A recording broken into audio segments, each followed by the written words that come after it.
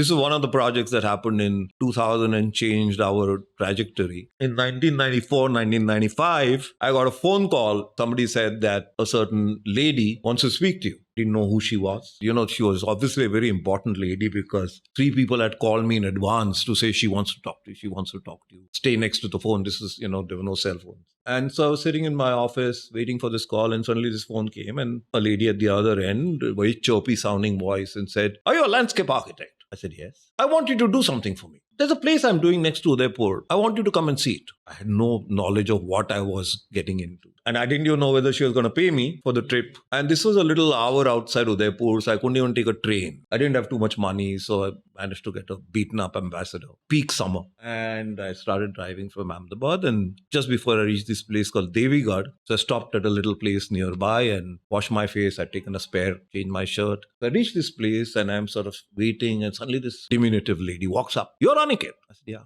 "Come." Starts walking. Now, this is a fort that's built on the side of a hill, and it goes 100 feet up. And it's a dilapidated. There's bad shit. There's stuff that has fallen down. "I want you to do gardens for this place. This is going to become a hotel." Now I understand a little bit. So there is one which is the court that you enter into.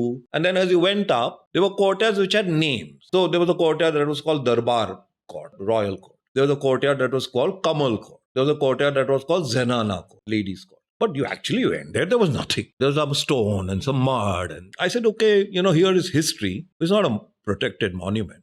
So what does one do when confronted with history? So do you really now sort of start imagining what it could have been and try and recreate it? Or here is a chance for you to say, I don't actually know what it could have been, but there's some clues left for me here. And now maybe I want to do my conversation with the past so that it's relevant for today and maybe tomorrow. And so we started working, and I said each court has to be almost like a philosophical or a metaphysical sort of space. This is Rajasthan, so water is important. There was an old water collection system that had choked and had dilapidated. So we dug, found out all the channels, did whatever it is, and restored it. So finally made sure that all the water ran down from one court to the other and then came down into this court. And just next to it, behind this bench, we built a massive water tank. So all the water sort of gets collected and goes to the water tank. But what we decided was, so here you have a system where large amounts of water is going to come in a short period of time, monsoon being limited, but it's going to run a certain course. And at the same time, you want to mark that course to say here ran water or here runs water 10 days in a year. So what we did is on top of it,